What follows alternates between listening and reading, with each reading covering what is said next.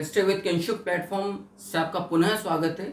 RS Rajasthan इतिहास की जो सीरीज चल रही है उसमें आधुनिक राजस्थान के आपने कृषक आंदोलन यानी कि पीजेंट मूवमेंट्स वाली सीरीज आपने आरंभ कर दी है। और इसके कृषक आंदोलन में भी पिछले सत्र में हमने बेगू किसान आंदोलन को आरंभ कर दिया था। बेगू किसान आंदोलन जो 1921 से लेकर 23 तक रामनारायण जी चौधरी जी के नेतृत्व में आरंभ हुआ था और इस किसान आंदोलन की प्रेरणा भी वही महात्मा राष्ट्रपति जिन्हें किसान आंदोलनों के जनक के नाम से भी जाना जाता है अर्थात विजय सिंह पथिक ही थे। हमने पिछले सत्र में देखा था कि किस प्रकार से मैनाल किसान सभा जो 1921 में आयोजित हुई थी भेरुकुंड पर, वहां पर ये फैसला कि यहीं से आप बेगू किसान आंदोलन का विधिवत तरीके से आरंभ मानते हैं।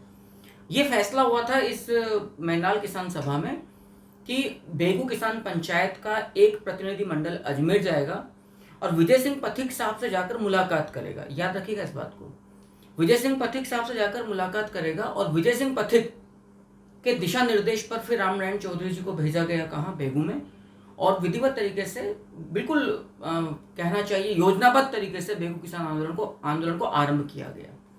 क्या फैसला लिया गया? फसल का पोंता नहीं किया जाएगा, पहले भूमि बंदोबस्त किया जाएगा। भूमि बंदोबस्त, क्योंकि ये बड़ी मांग थी कि जब तक लैंड सेटलमेंट या भूमि बंदोबस्त नहीं किया जाएगा हम लगान अदा नहीं करेंगे। तो अब रामनारायण चौधरी के नेतृत्व में ये पंचायत ने ये फैसला किया कि पहले भूमि बंदोबस्त किया जाएगा, उसके पश्चात निर्धारित जो कर होगा वो लगान के रूप में किसान अदा करेंगे। अदालतों का बहिष्कार किया जाएगा, सरकारी कार्यालयों का बहिष्कार किया जाएगा, अतिरिक्त लाग बाग नहीं दिया जाएगा और बेगार नहीं दी जाएगी। पक्की बात है कि इस तरह के फैसले किसी भी किसान पंचायत के ये ठिकाने को और सत्ता के शीर्ष पर बैठे हुए तमाम लोगों को सीधी चुनौती होती है, उनके प्रभुत्व को चोट पहुंचाने जैसा होता है। फलस्वरूप जागीरदार का एक तरह से जो शोषण, दमनकारी शोषण था वो फूट पड़ा।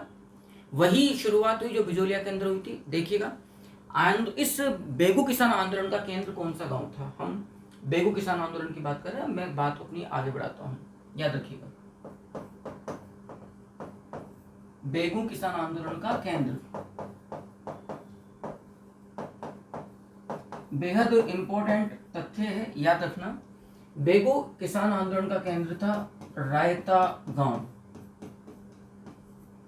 याद रखिएगा इस बात को, रायता गांव से ही इस आंदोलन की तमाम योजनाएं क्रियान्वित की गई थी। तो ये बात याद रखिएगा। सबसे पहले तो आपने कालाबाड़ गांव सभा देखा था, फिर वहां पे कुछ आरंभिक कदम उठाए गए थे। फिर चंदाखेड़ी के खेमा धाकड़ किसान को छुड़ाने के लिए जिस प्रकार से किसान लामबंद हुए जागीरदार के विरुद्ध, वो बेगू किसान आंदोलन में किसानों की पहली विजय मानी जाती है। अब आप ये बात देखिएगा कि आंदोलन का केंद्र रायता गांव है।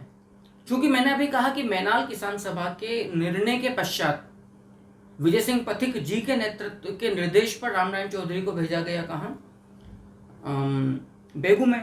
और रामनारायण चौधरी के नेतृत्व में किसान पंचायत ने जो फैसले लिए, पक्की बात है जागीरदार बिल्कुल और उसके कारिंदे उबाल हो उठा उनके रगों में, और उन्होंने शोषण के एक नए आयाम स्थापित किए। पहला जो अत्याचार हमें बिल्कुल रिकॉर्डेड प्राप्त होता है वो है मंडावरी गांव अत्याचार, जो 21 मई 1921 को 16 मई 21 मई को राष्ट्रीय परगने में जाट किसान सभा होती है। तो मंडावरी गांव अत्याचार जो होता है पहला, वो होता है 16 मई 1921 को, जहां पर 2000 किसानों की सभा चल रही थी और उस पर बुरी तरह से सिपाहियों ने, कारिंदों ने, लठेदों ने हमला किया, जिसमें कहते हैं कि लगभग 100-150 किसान घायल हुए थे। तो सबसे पहला जो आपको यहाँ बेगू किसान आंदोलन में जो अत्याचार नजर आता है वो है, याद रखिएगा, मंडावरी गांव अत्याचार। लिखते रहिएगा साथ साथ। मंडावरी गांव अत्याचार होता है 16 मई 1921 को, और इसमें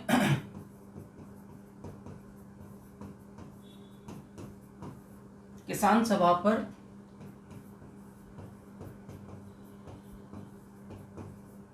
ठिकानेदार के हमले में इंपॉर्टेंट तथ्य है 100 गांव वाले या 100 कृषक घायल होते हैं। लेकिन ये अत्याचार किसानों का मनोबल नहीं तोड़ पाता है। ये महत्वपूर्ण है। ये जो अत्याचार यहाँ पर हुआ, किसी भी सूरत में किसानों का मनोबल बिल्कुल भी नीचे नहीं आता है। अच्छा, तुरंत इस मंडावरी गांव अत्याचार के 16 मई के तुरंत बाद, मतलब 5 दिन के अंतराल में 21 मई 1921 को चित्तौड़ के अंदर जाट किसान और धाकड़ जाति के किसानों ने राशमी परगने में एक विशाल किसान सभा का आयोजन किया। और इसमें जो निर्णय लिया गया वो बड़ी चेतावनी थी ठिकानेदार को और भी किसानों को भी। देखिएगा,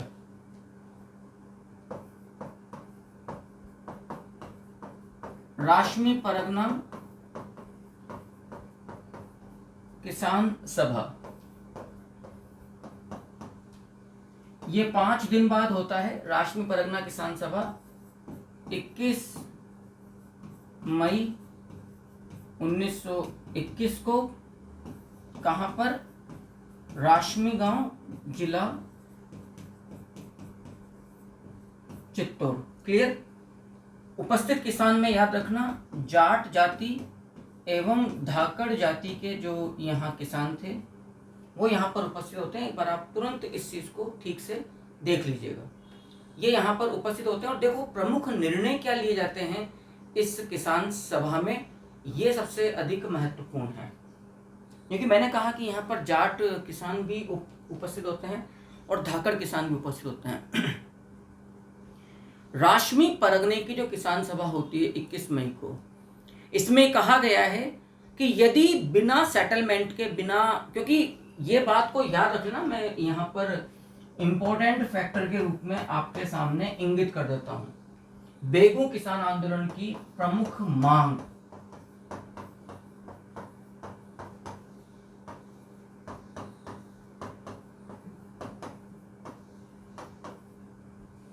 बेगू किसान आंदोलन की ये मतलब शानदार मांग थी। क्या मांग है इनकी? जब तक ठिकाना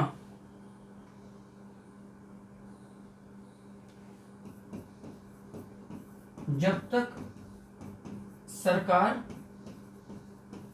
लैंड सेटलमेंट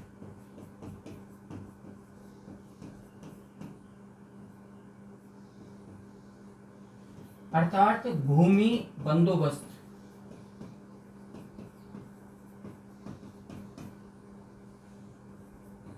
नहीं करवा देगी,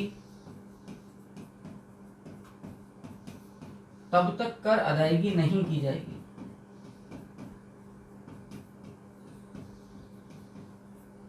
तब तक किसान, याद रखना, तब तक किसान किसी भी सूरत में कर अदा नहीं करेंगे। ये एक बड़ी प्रमुख मांग थी। अब देखो, ये प्रश्न के रूप में आपके सामने आ सकता है, ये प्रश्न के रूप में आपके सामने दिया जा सकता है कि वो कृषक आंदोलन कौन सा है जिसकी एक प्रमुख मांग थी, जब तक लैंड सेटलमेंट सरकार भूमि बंदोबस्त नहीं कर देती है तब तक किसान कर अदा नहीं करेंगे। और राशमी परगने की किसान सभा जो 21 मई 1921 को होती है, यहां पर पहला निर्णय यही लिया गया कि यदि किसी किसान ने निर्धारित कर से ज्यादा यदि लगान देने का प्रयास किया या पंचायत के अगेंस्ट में जाकर लगान अदा करने का प्रयास किया, उसे जाति बहिष्कार कर दिया जाएगा। उसका पूरी तौर पर हर स्तर पर उसका, देख लीजिएगा, मैं समझा देता हूं, उसका हर स्तर पर बहिष्कार किया जाएगा। और यह बहिष्कार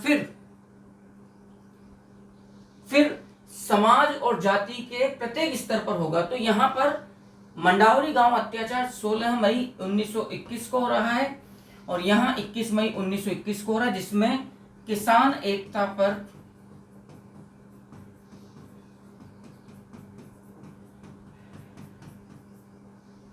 विशेष जोर देते हुए ये बिल्कुल कहा गया, बिल्कुल जोर देते हुए कि यदि किसी किसान ने भू राजस्व बिना पंचायत की परमिशन के, बिना पंचायत की अनुमति के कर दिया ठिकाने को, तो उसका जाति बहिष्कार किया जाएगा। यानी कि जब तक ठिकाना किसान पंचायत की मांगों को नहीं मान लेता है, किसान एक ध्वनि मत से, एक सूत्र में लामबंद रहकर योजनाबद्ध तरीके से ना केवल आंदोलन चलाएंगे, कर अदा नहीं करेंगे। दूसरी बात ये कही गई किसानों के लिए भी एकता की, यदि किसी किसान को पहले जैसे चंदा खेड़ी के खेमा धाकड़ को गिरफ्तार किया गया था, यदि ठिकाना किसी किसान को गिरफ्तार कर लेता है तो सभी किसान मिलकर उसकी रिहाई के लिए ठीक उसी प्रकार से कार्यवाही करेंगे जिस प्रकार से खेमा धाकड़ को छुड़वाने के लिए चंदा खेड़ी में 700 किसान एकजुट हो गए थे। और आप सोचना, यदि किसी किसान ने ठिकाने को भू राजस्व अदा कर दिया तो उसे 12 वर्ष के लिए, जो मैंने कहा बार बार, जाति बहिष्कृत कर दिया जाएगा। आप सोचना ये तथ्य अपने आप में कितना महत्वपूर्ण है। यदि किसी किसान ने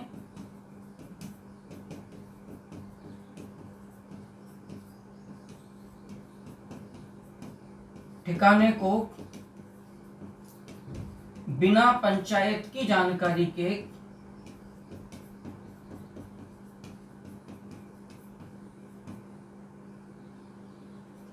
भूमि कर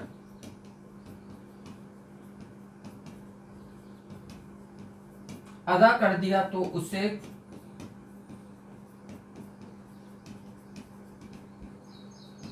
बारह वर्ष के लिए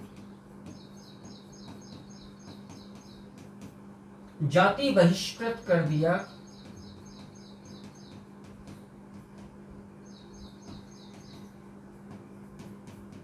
जाएगा। अब यही तथ्य आप सोचना कितने वर्ष का प्रावधान था जाति बहिष्कृत करने के लिए। यही तथ्य एक प्रश्न के रूप में आपको परेशान कर सकता है। तो आपका उत्तर होगा 12 वर्ष के लिए। इसके पश्चात एक प्रतिनिधिमंडल जिसमें भील लोग भी थे, क्योंकि यहीं पर मैं आपको कंफर्म कर दूं, मोतीलाल तेजावत के नेतृत्व में भीलों ने भी इस किसान आंदोलन को अपना समर्थन प्रदान किया था। और जून 1921 के अंदर भील, जाट, धाकड़ एवं समाज के अन्य प्रभावशाली जातियों के लगभग तमाम प्रतिनिधि महाराणा से मिलने के लिए उदयपुर गए थे। तो याद रखना इस बात को, राष्ट्र में परखने को जो मैं इतना जोर दे रहा हूं वो इसीलिए इंपॉर्टेंट है। आगे जाइएगा, इतना आपने उतार लिया होगा। हम बात कर रहे हैं राष्ट्रीय परगना किसान सभा।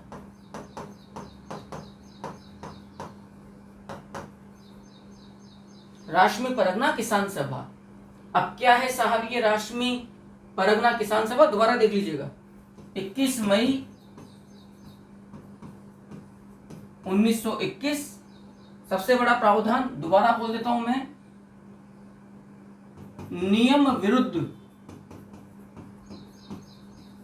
जो नियम बनाया गया कि कोई भी ठिकाना कोई भी किसान बिना पंचायत की सहमति के, जानकारी के ठिकाने को कर अदा नहीं करेगा।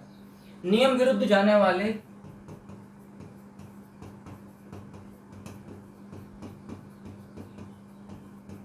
किसान को 12 वर्ष के लिए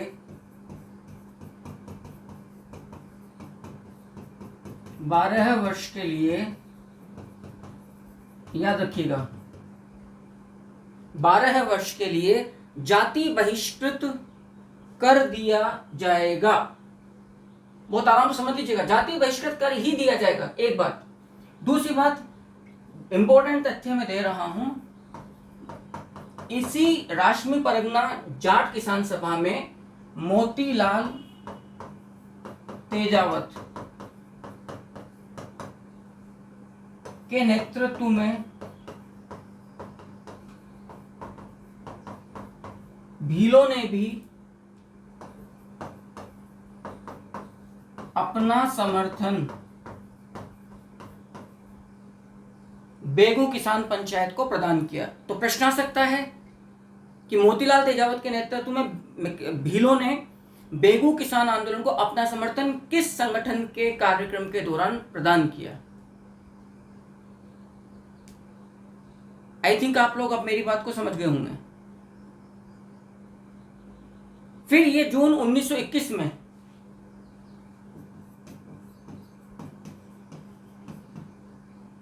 एक प्रतिनिधि मंडल, याद करिए 1897 में गिरधरपुरा बिजोलिया किसान आंदोलन के दौरान गिरधरपुरा में भी ठाकरे पटेल, नानजी पटेल के नेतृत्व में किसान आंदोलन उदयपुर गया था महाराणा फतेह सिंह से मिलने। तो जून 1921 में प्रतिनिधि मंडल, याद रखिएगा, किसान प्रतिनिधि मंडल मिलने उदयपुर जाता है, किससे? मेवाड़ महाराणा से। और 21 मई 1921 को चूंकि राष्ट्र में परगना, मातृकुंडिया, और फिर यही वो दौर था जब मोतीलाल तेजावत के नेतृत्व में भी भील आंदोलन आरंभ हुआ था। निश्चित तौर पर मोतीलाल तेजावत को प्रेरणा इसी किसान आंदोलन के दौरान प्राप्त हुई है। अब इसका असर क्या हुआ?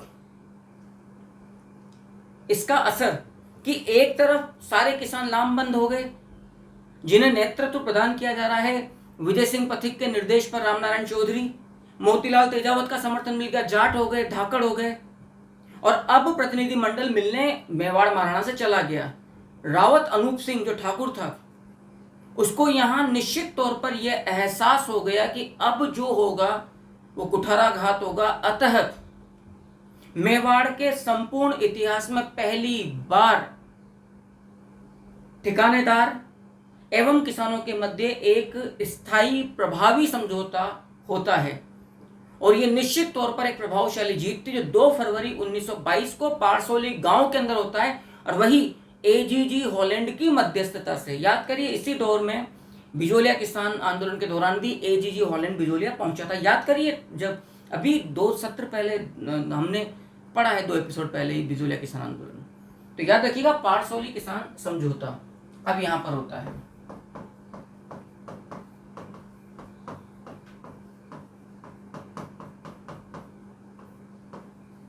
पारसोली समझौता याद रखिएगा, इंपॉर्टेंट है। 16 मई 1921 को मंडावरी गांव अत्याचार हुआ। 21 मई 1921 को राशमी परगना किसान सभा का आयोजन हुआ। अब पारसोली समझौता हो रहा है 2 फरवरी 1922 को, किसकी मध्यस्थता से? तो मध्यस्थ यहां पर एजीजी, याद रखिएगा, हॉलैंड। और सबसे बड़ा महत्व क्या है इसका? मेवाड़ राज्य के इतिहास में यह प्रथम ठिकाना किसान समझौता था, जिसमें जागीरी शोषण के विरुद्ध किसानों को पहली स्थायी सफलता प्राप्त हुई। इसका महत्व समझ लीजिएगा आप लोग।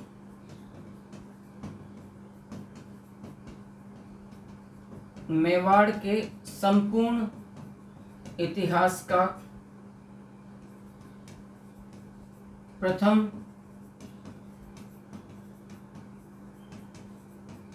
स्थायी प्रभावी ठिकाना किसान समझौता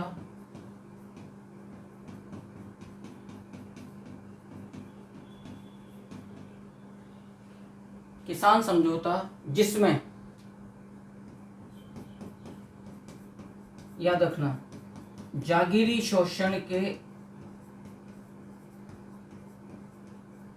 इसमें जागीरी शोषण के विरुद्ध किसानों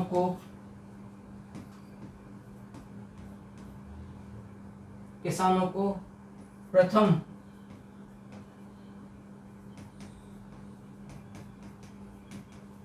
प्रभावशाली सफलता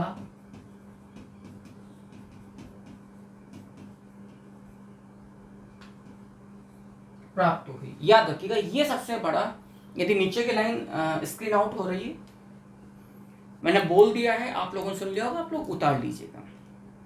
तो 2 फरवरी 1922 को ये सबसे निर्णायक समझौता था, पारसोली समझौता। इसमें किसानों को विशेष रियायतें प्राप्त हुई, कुछ लाख भाग घटाए गए और भू राजस्व को आधा मतलब 50% से घटाकर, उपज का आधा हिस्सा से घटाकर 1/3 कर दिया गया। जो पहले 1/2 था 50%, उसे घटाकर 1/3 कर दिया गया। कुछ लागतें कम की गई और कुछ लाख भाग भी घटाए गए, कुछ लागतें बिल्कुल ही समाप्त कर दी गई। इस पारसोली समझौते से क्या हुआ, लगान अर्थात भूमि कर को 1/2 से घटाकर कुल उपज का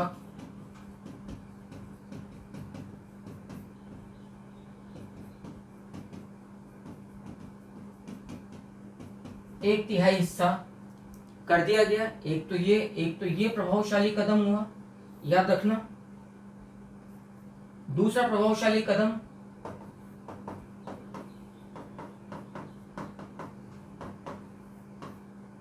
कुछ लाग बाग में भी प्रभावशाली कमी की गई। आप याद करिए, जो 1914 में जून में जो समझौता होना था बिजोलिया ठिकाने में, वो अन्य ठिकानेदारों के दबाव के चलते रद्द कर दिया गया था। लेकिन यहां पर खुद AGG हॉलैंड 2 फरवरी 1922 के समझौते में उपस्थित हुआ और पारसोली समझौता करवा के बेगू किसानों को प्रभावशाली जीत यहां पर दिला दी। आराम से यहां तक की बात को आप एक बार देख लीजिए, ठीक से पढ़ लीजिए, क्योंकि बेहद इंपॉर्टेंट ये सारी डेट्स आपके सामने आती हैं। अच्छे से देख लीजिएगा। इसके बाद ही फिर मैं अपनी बात को और आगे आपके सामने लेकर चलूंगा। जल्दी से कर लीजिएगा इसको। इसके बाद अब एक संगठन आपके सामने और आता है, जो है पूर्वी मेवाड़ परिषद। क्योंकि पारसोली समझौते से किसानों को एक उनके मन में अभूतपूर्व आशा का संचार हुआ। न केवल बेगू ठिकाने के किसानों बल्कि संपूर्ण मेवाड़ रियासत, इवन आसपास की, जब ये खबर रियासतों तक, बरड़ बिल्कुल पास में बूंदी रियासत, तो इस जो उत्साह, जो आशा का संचार हुआ, इसका एक परिणाम ही निकला। 25 फरवरी 1922 को बूंदी जिले के तिलस्वा गांव में पूर्वी मेवाड़ परिषद का गठन हुआ और उसका पहला अधिवेशन संपन्न हुआ। आइएगा, देखिएगा।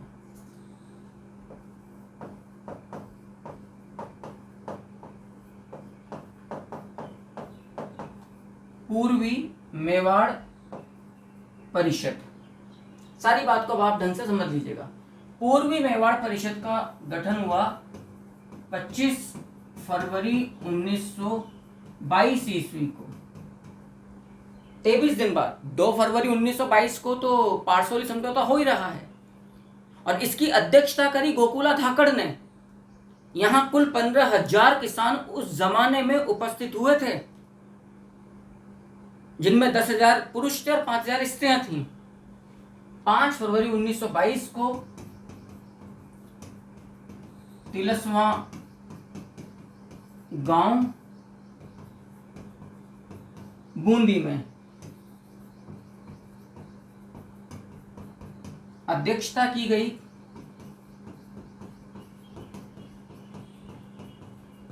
बेगू किसान पंचायत के प्रधान गोकुला धाकड़ के द्वारा। राइट। कुल उपस्थित किसान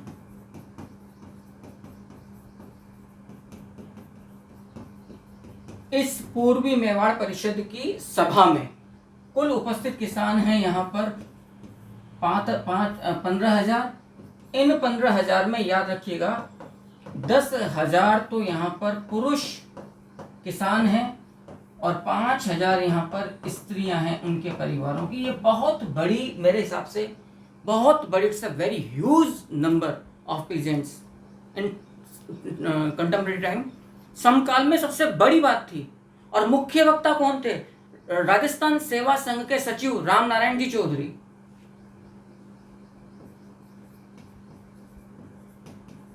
यहां पे मुख्य वक्ता के रूप में उपस्थित थे राम नारायण चौधरी। अध्यक्षता की गई गोकुला जाट के द्वारा। अब आप कड़ी से कड़ी को जोड़कर देखना। बिजोलिया किसान पंचायत बिजोलिया जो किसान आंदोलन चल रहा था उसमें मेवाड़ रियासत ने और हुकूमत ने विजय सिंह पथिक के मेवाड़ में प्रवेश पर प्रतिबंध लगा रखा था। उनकी गिरफ्तारी 10 सितंबर 1923 के पहले से ही। जब ठिकाना इस बात से परेशान था कि इस व्यक्ति के नेतृत्व में, विजय सिंह पथिक के नेतृत्व में किसान एक छत लामबंद हो रहे हैं, तो याद करिए जब विजय सिंह पथिक साहब, क्योंकि वो अजमेर में थे, तभी तो अजमेर मिलने गए थे बेगू किसान पंचायत के किसानों का प्रतिनिधि मंडल 1921 में मेनाल किसान सभा के बाद अजमेर में, क्योंकि बिजोलिया किसान आंदोलन के दौरान भी मेवाड़ रियासत ने ठिकाने के अनुशंसा पर, सुझाव पर विजय सिंह पथिक के मेवाड़ में प्रवेश पर प्रतिबंध लगा रखा था। तो जब हरिजी ब्रह्मचारी के साथ चोरी छिपे विजय सिंह पथिक बेगू ठिकाने के कुआखेड़ा गांव में डूंगाजी धाकड़ के घर में जाके ठहरे और वहां भूमिगत का कार्यक्रम किया, तभी तो लाला अमृतलाल नामक बेगू मुंस्लिम ने उन्हें गिरफ्तार किया था 10 सितंबर 1923 को। फिर 5 साल की सजा हुई। खास सऊदी उदयपुर में उनके विरुद्ध मुकदमा चला 23 सितंबर 1923 को और 27 सितंबर 1923 को 2 बार। प्रमुख गांधीवादी नेता महात्मा गांधी की सलाह पर मणिलाल कोठारी खास सऊदी पहुंचे थे कि मुकदमे की निष्पक्ष जांच हो।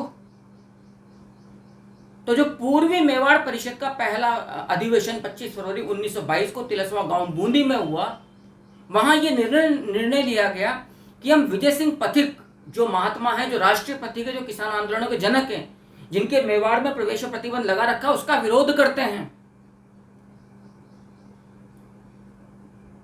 इसके अलावा पूर्वी मेवाड़ परिषद ने यह निर्णय किया कि राजस्थान सेवा संघ के हरि ब्रह्मचारी, नंदलाल एवं पारसोली गांव के अन्य जो 100-150 लोग जो भी थे, उन्हें जेल हो गई थी इस समय, उन्हें यहां से बधाई संदेश दिया गया।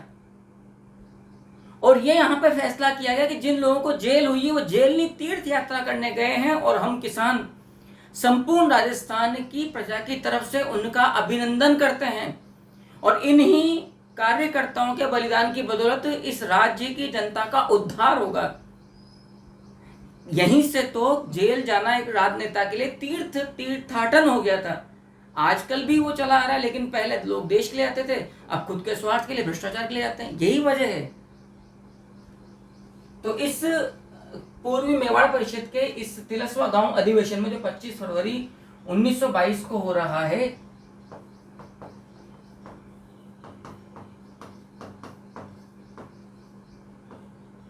देखिएगा साहब यहां पर क्या निर्णय लिया गया, ये इंपॉर्टेंट है। यहां निर्णय लिया गया पूर्वी मेवाड़ परिषद विजय सिंह पथिक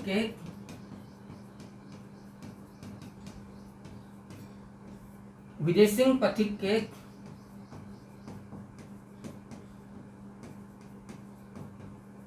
मेवाड़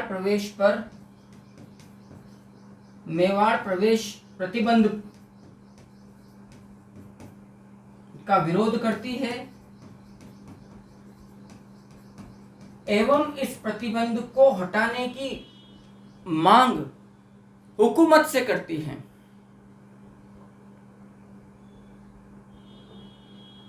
बहुत बड़ी बात थी ये। जिन प्रमुख किसान नेताओं को, हरिजी ब्रह्मचारी, नंदलाल या अन्य जो किसान नेता थे, जिन्हें, जो बेगू किसान पंचायत से जुड़े हुए थे, जिन्हें सरकार ने जेल में डाल दिया था, उन्हें यहां से प्रशस्ति पत्र भेजे गए, एक तरह से उनके प्रशंसा में कसीदे पढ़े गए कि आपका बलिदान व्यर्थ नहीं जाएगा। यही बलिदान शोषितों, पीड़ितों, वंचितों, दलितों की मुक्ति का मार्ग प्रशस्त करेगा और राज झुकेगा। हमें अधिकार मिलेगा, उत्तरदायी शासन की स्थापना यहां होगी। पूर्वी मेवाड़ परिषद ने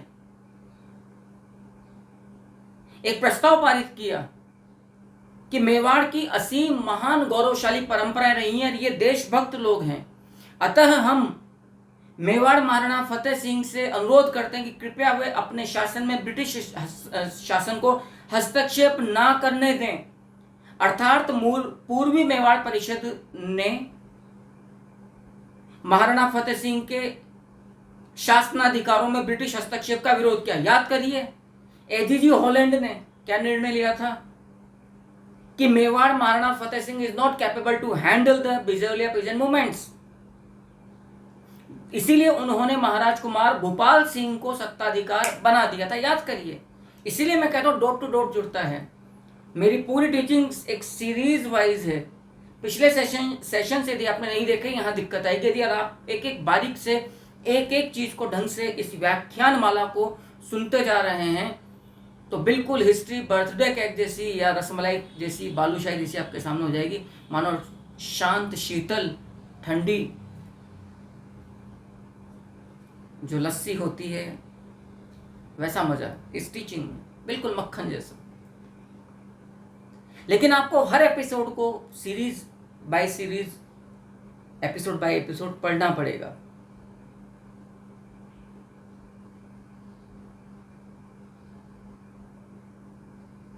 पहली बार, क्योंकि मैंने भी कहा था 2 फरवरी 1922 को जो राशमी परगना सभा हुई है, इसमें मोतीलाल तेजावत के नेतृत्व में किसान लामबंद हो गए थे। भील पूर्वी मेवाड़ परिषद ने पहली बार मोतीलाल तेजावत के आह्वान पर भीलों ने जो मद्यपान निषेध किया अपने यहां पर, उस पर भीलों को बधाई संदेश दिया। भीलों को बधाई संदेश दिया कि हम आपको बधाई देते हैं कि आपने इतना साहसिक कदम ना केवल उठाया, और आपका ये कदम हमारी प्रेरणा का कार्य कर रहा है, हमें हौसला जज्बा दे रहा है। क्योंकि भील भी तो अपनी लड़ाई लड़ रहे थे उसी जागीरी शोषण, उसी सामंती शोषण के विरुद्ध। मोतीलाल तेजावत, जिन्हें मोती बाबा भी कहा गया है,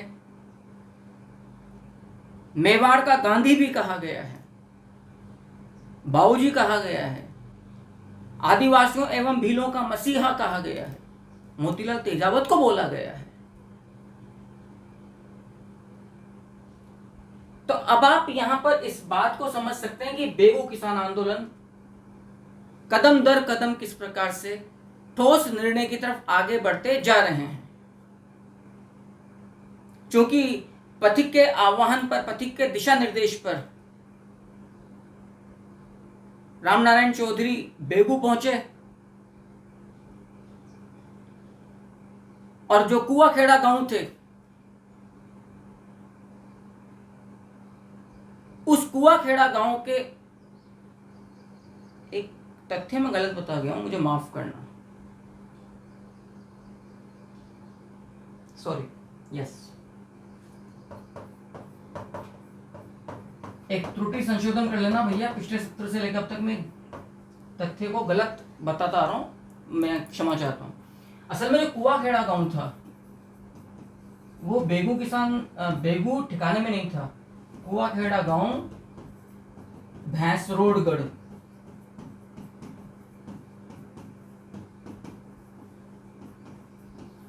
ठिकाने के अंतर्गत आता था, माफ करना। कुआखेड़ा गांव जहां से 10 सितंबर 1923 को हरिजी ब्रह्मचारी के साथ बेगू मुंशी लाला अमृतलाल ने पथिक को गिरफ्तार, विजय सिंह पथिक साहब को गिरफ्तार कर लिया था। 5 वर्ष की सजा उन्हें हुई थी, आपको जानकारी होगी। तो जब रामनारायण चौधरी इस किसान आंदोलन का नेतृत्व करने पहुंचे तो उन्होंने भी अपना पहला संबोधन इसी कुआखेड़ा गांव से दिया था।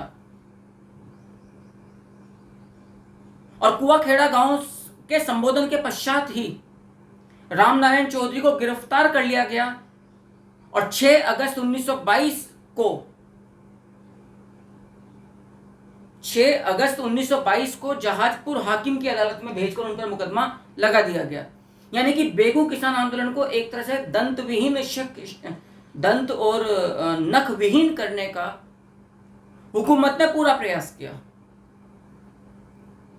21 दिन का कारावास हुआ। 6 अगस्त 1922 को जब जहाजपुर हाकिम की अदालत में भेजा गया तो जहाजपुर हाकिम की अदालत ने 21 दिन कारावास की सजा सुनाई। उसके पश्चात रामनारायण चौधरी को उन्हें उदयपुर मजिस्ट्रेट की जेल में ट्रांसफर कर दिया गया।